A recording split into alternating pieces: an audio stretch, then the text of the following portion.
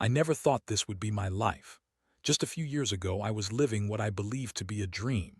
My name's Jason, and I had a stable job, a home that I loved, and a wife, Sarah, who I thought was everything I could want. But as life often goes, things took a turn I never saw coming. In the beginning, our relationship was a whirlwind of romance. We met in college, where Sarah was the popular girl who had guys lining up to take her out. I was just the guy trying to get by, someone who didn't quite fit in. But Sarah saw something in me, at least that's what I told myself. We'd laugh, share our dreams, and talk about what life would be like after school. I fell for her hard, and soon we were married. But over the years, I started to notice changes. The little things that had once made her sparkly and fun started to dim. She'd come home late from work, claiming meetings had run long. I wanted to believe her. After all, she was a rising star in her marketing firm, but something felt off. She became more secretive with her phone, often texting or scrolling when she thought I wasn't looking. I tried to brush it off, thinking it was just work stress, but the nagging feeling in my gut wouldn't let up. Then there was the day I found the first piece of evidence. I was cleaning up around the house when I stumbled across her phone. It was face up, and a message popped up from an unknown number. "Can't wait to see you again." At that moment, my heart dropped. Who the hell was this? I picked it up before I could talk myself out of it and opened the message. The thread revealed a flirtation that made my stomach churn. I didn't even recognize the name. When I confronted her about it, she laughed it off, saying it was just a friend from work messing around. I wanted to believe her, I really did, but my instincts were screaming. A couple of weeks later, I decided to dig a little deeper.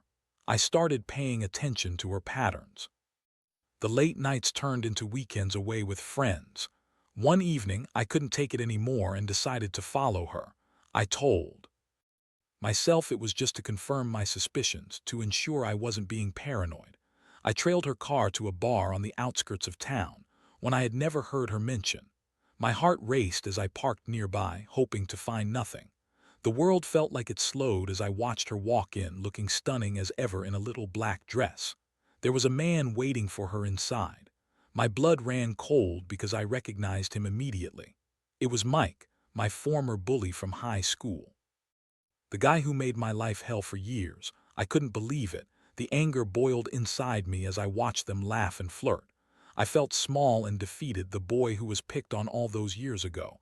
But this time it was different. This time it was personal. I couldn't just stand there. I stormed into the bar, my heart pounding in my chest. Confrontation was inevitable. The moment Sarah turned and saw me, her face paled. "Jason, what are you doing here?"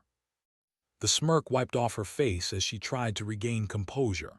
I looked at Mike, and for a brief moment I felt myself back in high school, the underdog facing the bully once more.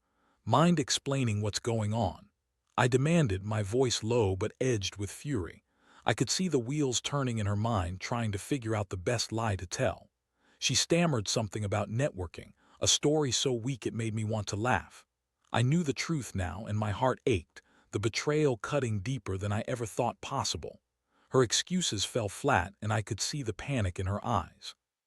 She was caught, and I felt a strange sense of power blossoming inside me. But at the same time, my world began to crumble. How could she do this to me, to us? In the chaos of confrontation and her weak justifications, I felt an emotional whirlwind. I was angry, sad, and confused all at once. I had given her everything, but now it seemed like all those years meant nothing. I didn't just feel betrayed. I felt foolish for trusting her, for ignoring the signs. This wasn't just about her cheating. It was about the life we built together, and it felt like everything was slipping right through my fingers. I had a choice to make. What was I going to do now? How would I ensure I didn't let this define me? This was my moment, and I knew I needed to take control. I wasn't just going to sit back and let her and Mike win. I was going to rise up from this, and I was going to make sure I did it in a way that nobody expected. But how? What would my next steps be? As I stood in that bar with my world unraveling, I knew I had to plot my comeback. I wasn't losing to my past anymore. I was ready to take charge of my life. After the confrontation, the whole ride home was a blur. I could barely process what had just happened. Sarah sat in silence beside me, and I could feel the tension in the air thick enough to cut with a knife. She didn't even know what to say. I could see the flicker of guilt in her eyes, but there was also a stubborn denial. She kept insisting that Mike was just a friend, that I was overreacting, but every word out of her mouth felt like a betrayal in itself. When we got home, I needed to gather my thoughts. I kicked off my shoes and paced around the living room, my mind racing. There was so much that I didn't understand. How could she do this to me? Why him? The memories of Mike's bullying flashed before my eyes, and I felt anger boiling up inside me again. I had spent years letting go of that part of my life, but here was a very real reminder that I wasn't done with him yet. I took a deep breath and turned to Sarah. "We need to talk," I said, trying to keep my voice steady. "Really talk." She looked at me, eyes wide like a deer caught in headlights. There was a moment of silence before she nodded. I poured myself a glass of water, trying to calm my racing heart. "Do you even care that you've hurt me?" I asked. Her response was defensive, and I could see she was gearing up for another round of excuses. "Jason, it's not what you think. I was just what? Having drinks with the guy who made my life hell." "The guy you know I can't stand." My voice rose, and I felt my pulse quickening. "You think I'd just sit back and let this go? This is not just some little mistake, Sarah." She opened her mouth to retort, but I held up my hand. "You've been sneaking around behind my back, lying to me. I can't trust you anymore." The weight of those words hit hard. I never imagined I'd be saying them to the woman I loved. The room grew quiet, the air thick with tension. Finally, she spoke, her voice soft. "I didn't mean for it to happen, Jason. I just got caught up in everything. Mike is different." There was a hint of longing in her voice, and I felt a surge of anger. How could she stand there and say that? Different? Different how? Because he used to bully me. Because he's charming now. She looked away, her gaze focused on the wall. I could tell she was searching for the right words, but the silence stretched too long, and I felt my heart sink. "You don't even realize what you've done," I said, my voice now a whisper. "You're choosing him over everything we built together." I expected her to fight back, to deny everything, but she just sat there, tears welling in her eyes. "Jason, I'm sorry. I didn't mean for it to go this far. I didn't know how to tell you." "Tell me what? That you were cheating on me?" My voice was cold, and I knew I was being harsh, but I couldn't help it. "You think saying sorry makes it better?" She shook her head, her tears falling freely now. "I have no excuse. I messed up. I don't want to lose you." "Then why should I trust you again? Why should I believe anything you say?" My heart was racing as I tried to process the reality of what was happening. "I'll do anything to prove it," she pleaded, but I was already weighing my options. The hurt was too deep, and I knew that rebuilding trust was going to take time, something I was unsure I was willing to give. I remembered my days in high school, how Mike had made me feel so powerless. I was not that person anymore. I wouldn't allow this to define me. I was going to take back control. But how? Revenge wasn't the answer, yet I felt the burning desire for it. I wanted to ensure that this was the last time I ever felt this way. In the days that followed, I worked on my plan. I started focusing on myself, hitting the gym and reconnecting with friends I had lost touch with. I was determined to show Sarah and myself that I could thrive without her. I started to take on projects at work, promising myself that I'd excel beyond anything I had done before. I began to distance myself emotionally from her, even as she tried to reach out and mend things. But it wasn't just about becoming a better version of myself. It was about setting a stage for a comeback.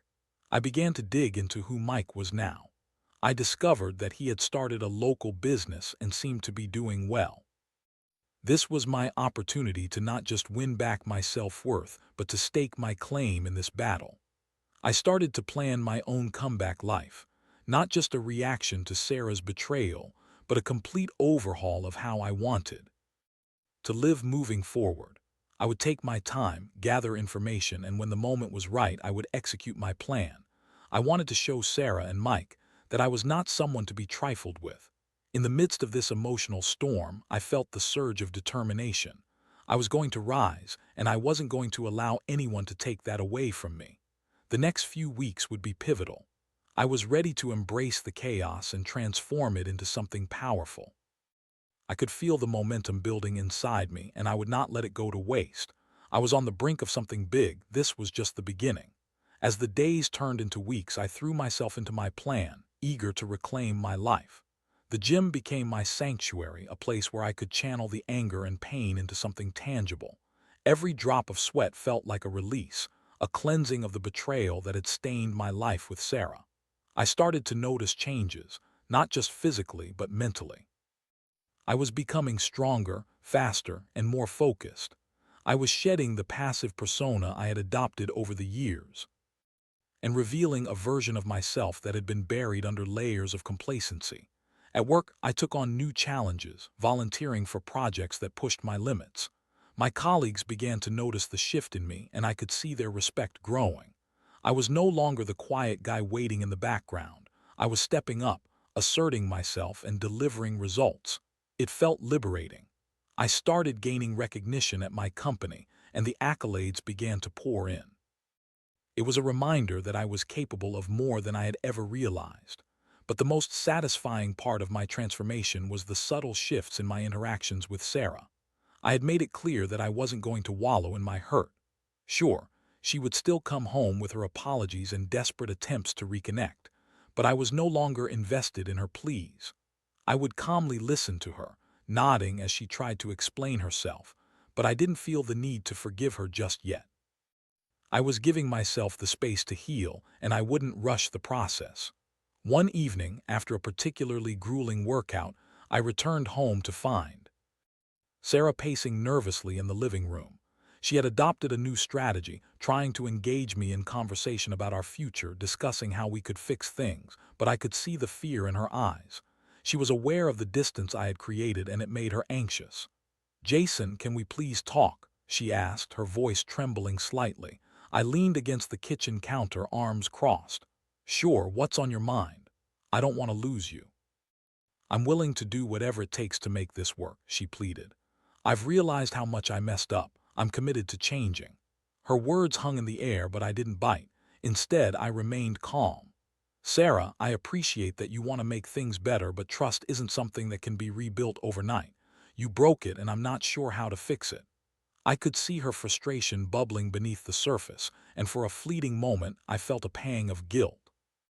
But then I reminded myself of the betrayal, of the nights I'd spent feeling worthless while she was out with Mike. I couldn't allow her to manipulate my emotions again. As I watched her struggle to formulate a response, I realized that I held the power in this situation. I was no longer the victim. I was making strides to become better, and I needed to use that momentum to propel myself forward. The next day, I decided to dig deeper into Mike's life. I didn't want to just know about his business. I needed to understand how he operated, who he was now. I spent hours online combing through social media, looking for any connection I could leverage. It was time to gather intel. It felt like I was preparing for battle, and I was ready. Through some casual research, I found out that Mike had a business partner, someone I could approach without raising suspicion. I crafted a plan to introduce myself as a potential collaborator on a project and reached out. To my surprise, he was open to meeting, eager to network and share ideas.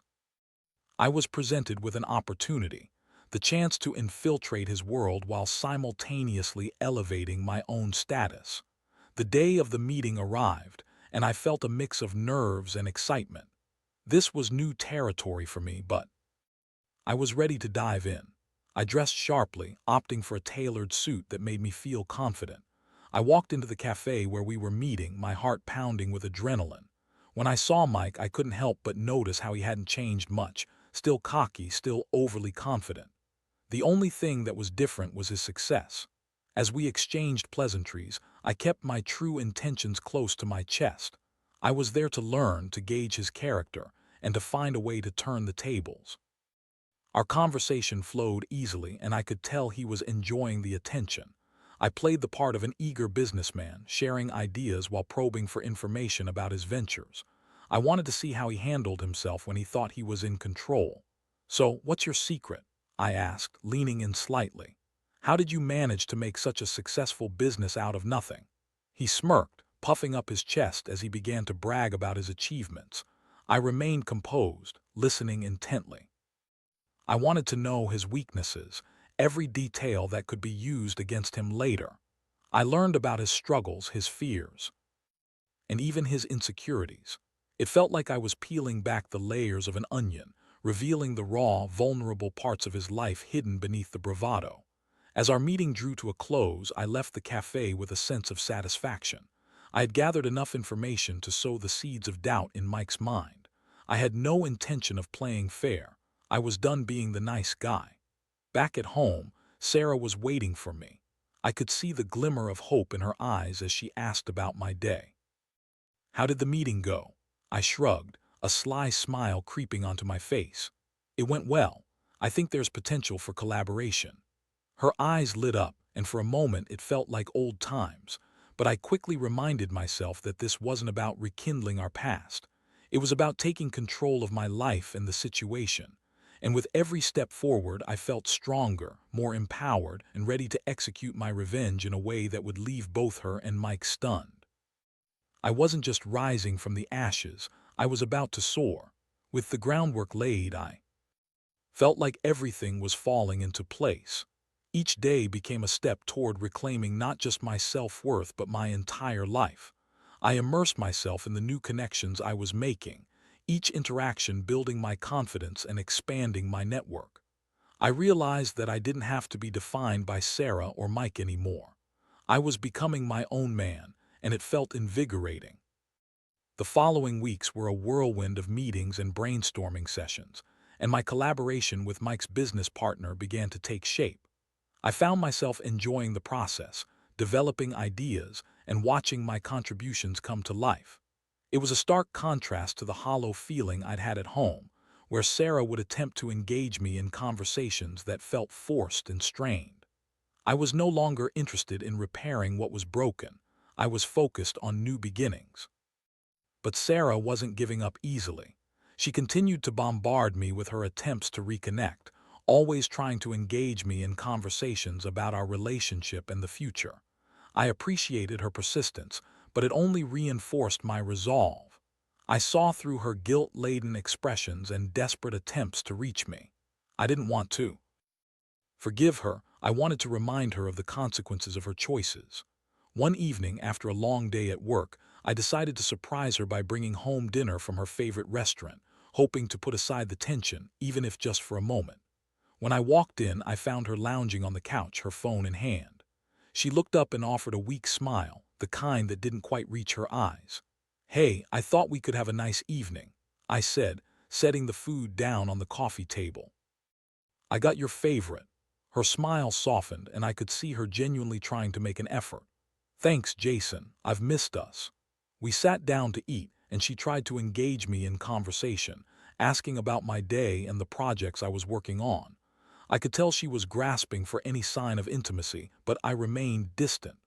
I answered her questions in a detached manner, feeling the gap between us widen with every passing moment. Once dinner was over, she reached for my hand, her grip trembling slightly. "I don't want to lose you, Jason. I'm sorry for everything." I pulled my hand away gently, trying not to hurt her feelings but needing to make my boundaries clear. "It's going to take more than words to fix this, Sarah. I need time." She nodded, a flicker of pain flashing across her face. It was difficult to see her like this, but I reminded myself that she had brought this on herself. I wasn't ready to forgive her, and I needed to stay on my path toward recovery. That night after she went to bed, I found myself scrolling through social media, catching up on the latest happenings. I stumbled across a post from Mike, an invitation to a networking event for local entrepreneurs. My heart raced at the thought of attending. This was the perfect opportunity to solidify my presence in his world, to show that I wasn't just some passive bystander in this mess. I decided to go, knowing it could work in my favor. The next day, I registered for the event and mentally prepared for what was to come. I would not only see Mike again, but also be in a position to showcase my newfound confidence and success. This was a chance to turn the tables, not just for myself, but as a way to send a message to Sarah. When the night of the event arrived, I dressed in a sharp navy suit that made me feel like $1,000,000. I took a moment to look in the mirror, feeling proud of the transformation I had undergone. This wasn't just about revenge. It was about reclaiming my identity. As I walked into the venue, I was struck by the energy in the room. Entrepreneurs mingled, exchanging ideas and business cards. I scanned the crowd and spotted Mike across the room, chatting animatedly with a group of people. My heart raced. This was my moment. I made my way through the crowd, introducing myself to others and quickly gained traction. People were intrigued by my ideas and I felt a surge of validation. I was no longer the guy hiding in the shadows, I was stepping into the light. When I finally approached Mike, he seemed surprised to see me. "Jason, what are you doing here?" he asked, a hint of wariness in his voice. "I'm here to network," I replied, keeping my tone casual. I thought it would be a good opportunity to meet some interesting people. He forced a smile, but I could see the tension in his eyes. He was acutely aware of the stakes involved. I spent the next hour engaging with him and making sure he felt the weight of my presence. I didn't shy away from discussing my collaboration with his partner, working to subtly assert my growing importance in the local business scene. As the night continued, I felt an electric charge in the air. I struck up conversations with various entrepreneurs, gathering contacts and sharing ideas. I could see Mike growing increasingly uncomfortable, clearly not used to sharing the spotlight. I reveled in his discomfort, knowing how far I had come since those high school days when I had felt so powerless. When the event began to wind down, I caught Mike alone at the bar. "So, what's the deal with you and Sarah?" I casually asked, my tone light but with an edge of challenge. He hesitated, clearly unsure of how to respond. "We're just friends, man. She reached out a while ago. I didn't think it was a big deal." His words dripped with insincerity, and I could feel the satisfaction welling up inside me. "You know, she's not the kind of woman you should mess with. I'm just saying, be careful." He shot me a glare, but I could see the doubt creeping into his mind. I had planted a seed of insecurity, and I intended to water it. I wanted him to second-guess himself every time he thought about Sarah, to feel the weight of the choices he was making. As I left the event that night, I felt exhilarated. I had taken the first steps toward reclaiming my life, and every interaction had strengthened my resolve. I wasn't just surviving anymore, I was thriving. And I knew that the next phase of my plan wouldn't just involve rebuilding my life, but also ensuring that Sarah and Mike understood the consequences of their actions. I was ready to unleash my ultimate comeback. This was just the beginning of my journey, and I was prepared to take it all the way. The weeks that followed the networking event felt transformative in ways I hadn't anticipated. I was riding a wave of newfound confidence, and with each passing day, I felt more like the man I was meant to be, a man who wouldn't let anyone walk over him again. My career was flourishing, my social circle was expanding, and while Sarah still tried to reconnect, I remained steadfast in my resolve to keep my distance. But as much as I was enjoying my life, there was an underlying tension that I couldn't ignore. I knew I had to confront Sarah again soon, not just about Mike but about our future. It was time to lay everything out on the table. I wanted her to understand that I was moving on, whether she was ready or not. One evening, after returning from yet another successful work meeting, I found Sarah sitting on the couch with a glass of wine, a pensive look on her face. I felt a twinge of guilt for the distance I had maintained, but I reminded myself that her actions had consequences and I had every right to protect my heart. "Hey, Jason," she said, her voice soft, almost hesitant. "Can we talk?" I nodded, bracing myself for what was to come. "Sure, what's on your mind?" "I've been thinking a lot about us," she began, biting her lip nervously. "I know things have been rocky, but I want to make things right. I miss you." I took a deep breath, wanting to maintain my composure. "Sarah, I appreciate that you want to fix things, but I need to be honest with you. I'm not the same person I was when we got married, and I'm not sure I want to go back to how things were." Her expression shifted from hopeful to confused, and I could see the realization dawn on her that I was serious. "What do you mean?" "I mean that I'm done living in your shadow. I'm done being the guy who accepts excuses," I said, my voice steady. "You've hurt me, and while I'm working on rebuilding my own life, I can't keep holding on to what we had as if it's still possible to return to it." She opened her mouth to retort, but I pressed on. "You chose to betray my trust, and while I've been working on myself, I can't ignore how that affects us. You need to understand that I'm not going to forget it easily." "Jason, I made a mistake and I'm so sorry. I'm willing to do anything to prove I can be better," she pleaded, tears welling in her eyes. "Proving it takes time, Sarah, and I'm not sure I'm willing to give you that time," I said firmly. "I've started a new chapter in my life and I'm not sure I want you in it anymore." I could see the desperation in her eyes, and for a moment I felt a pang of sadness. But then I remembered all the times I had felt alone, even when she was right next to me. It was as if our marriage had become a facade, a display of what we were supposed to be without any of the real connection that had once existed. "Where does that leave us?" she finally asked, her voice shaking. "I think it's best if we take a break," I replied, feeling a sense of finality in my words. "I need space to think about what I truly want, and you might need time to reflect on the choices you've made." Her shoulders slumped, and I could see the weight of my words settling in. "Jason, please don't do this. I can change, I just need the chance to show you." "Change takes more than words, Sarah. It takes action, and I haven't seen any real effort from you. What's happening between us feels like a trap, and I refuse to be a victim anymore." With that, I stood up and walked toward the door. I didn't want to prolong the conversation. I had said everything I needed to say and now felt a mix of relief and sadness. I was finally breaking free from the chains of a relationship that had become toxic. As I closed the door behind me, I realized I was stepping into a new era of my life, one where I had control and power over my choices.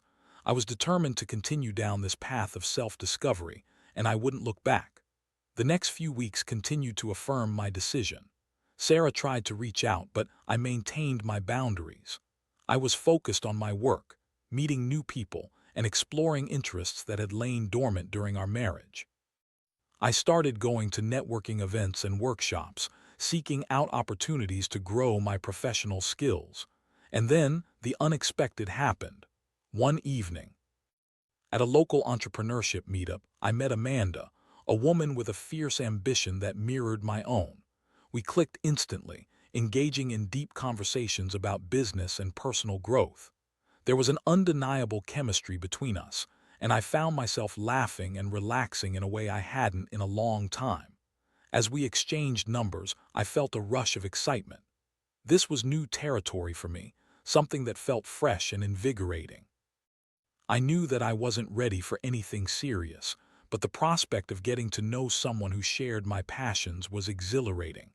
It felt like a turning point, a sign that I was moving in the right direction. But the moment I felt the thrill of possibility was quickly followed by a twinge of guilt. I hadn't fully processed everything with Sarah, and here I was, already moving on. I took a step back and reassured myself that this was a part of healing, a chance to rediscover what I wanted without the weight of past trauma holding me back. I decided to keep things light with Amanda for now, exploring this new connection at a pace that felt comfortable. When we met again, we shared stories about our careers, our dreams, and even our struggles. She was a refreshing breath of fresh air, and I could feel the excitement of starting something new brewing inside me. It wasn't long before I realized how far I had come. I was no longer anchored to my past, but was instead embracing the future with open arms. As I navigated this new chapter of my life, I felt lighter, free from the burdens that had once weighed me down. It was time to fully embrace my journey, and I was ready to face whatever came next with confidence, knowing that I had taken the steps to reclaim my life. I was finally becoming the man I was always meant to be. The final pieces of my comeback were falling into place, and I was excited to see where this new path would lead me. The days turned into weeks, and as I stepped further into this new chapter of my life, I felt a sense of liberation I hadn't experienced in years. Embracing my newfound freedom, I spent more time with Amanda, and I realized how much joy was possible outside the confines of my old relationship. With her, I could laugh genuinely, share my dreams without hesitation, and explore my passions without fear of judgment. Meanwhile, Sarah reached out sporadically, still trying to mend what was now undeniably broken. I could see she was struggling, and while part of me felt sympathy for her, I also knew I couldn't go back. I had learned to prioritize myself, to cherish my own happiness above all. I had given her enough chances, and I didn't owe it to either of us to keep dragging the past into the present. One evening, after a particularly lovely day spent with Amanda, I decided it was time for closure. I prepared myself for another conversation with Sarah. I knew it would be tough, but it was necessary, both for her and for me. I needed to be clear about my decision, to ensure that there would be no misunderstandings moving forward. I arranged to meet her at a coffee shop, the same place we used to frequent early in our relationship.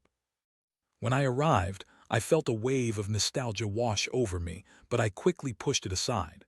I was not the same person who had walked in here years ago. I had grown, adapted, and changed in ways I never thought possible. When Sarah walked in, I could see the tension in her posture. She smiled, but it didn't reach her eyes. "Thanks for meeting me, Jason," she said, sliding into the seat across from me. "I wanted to talk about everything." "Of course," I replied, keeping my tone steady. "I think we both deserve to have this conversation." She took a deep breath, her fingers nervously tracing the rim of her coffee cup. "I know I've made mistakes and I've been trying to figure out how to fix them. I realize now just how much I took for granted." I nodded, acknowledging her words but wanting to make it clear that actions spoke louder than words. "I appreciate you saying that, but I have to be honest. I've moved on and I don't think I can go back to what we had." The weight of my words hung in the air and I could see her struggling to process them. "You mean you're done with us?" "Yes," I said firmly. "I've realized that I was compromising myself for the sake of our relationship. I can't do that anymore. I need to prioritize my happiness, and I've found that outside of our marriage." Tears welled in her eyes and I felt a pang of empathy, but I couldn't let it sway me. "Jason, please," she started, her voice quivering. "I can change. I want to. I've been working on myself, reflecting on everything that went wrong." "Change is a process, Sarah, and it takes time. But I'm not in a place where I can give you that time. I've been on my own journey and it's been liberating. I'm not sure I want to be tied to the past anymore." Her expression morphed from sadness to frustration. "So that's it, you're just going to walk away?" "It's not about walking away, it's about moving forward. We both deserve to be happy, even if that means going our separate ways. I think this is what's best for both of us." She looked down, her voice barely above a whisper. "I never meant to hurt you. I thought we could work through it." "I know you didn't," I replied gently. "But sometimes love isn't enough to fix things. We grew apart and that's okay. It's just part of life." We sat in silence for a moment, the weight of the conversation settling between us. I could see her processing everything, and part of me wished things could have been different. But I had to remember all the moments of hurt and betrayal, the sleepless nights, the nagging doubts, the emotional turmoil. I couldn't let those moments override my clarity now. "I wish you well, Sarah," I finally said, my voice steady. "I hope you find happiness, but I won't be a part of your journey any longer." She nodded, tears falling freely now. "I get it, I really do. I didn't think it would end like this." "Neither did I admitted. But sometimes endings are necessary for new beginnings. You deserve that too." As we wrapped up our conversation, I felt a sense of calm wash over me. It was done. I had said what needed to be said, and I could feel the weight lifting off my shoulders. I was ready to embrace the future without the burden of the past. Over the next few weeks, I continued to build my connection with Amanda. We shared our stories, our aspirations, and even our dreams for the future. I found myself genuinely excited about the possibilities ahead. With each passing day, I felt more alive, more empowered, and more in tune with who I was becoming. I had learned some invaluable lessons from my experience with Sarah: the importance of self-respect, the value of honesty, and the power of moving forward. I realized that life is too short to live in the shadows of someone else's mistakes. As I continued on this journey, I understood that my past had shaped me, but it wouldn't define my future. I was ready to take on whatever challenges lay ahead, knowing I had the strength to face them head-on. This was my comeback story, and I was finally the author of my own life.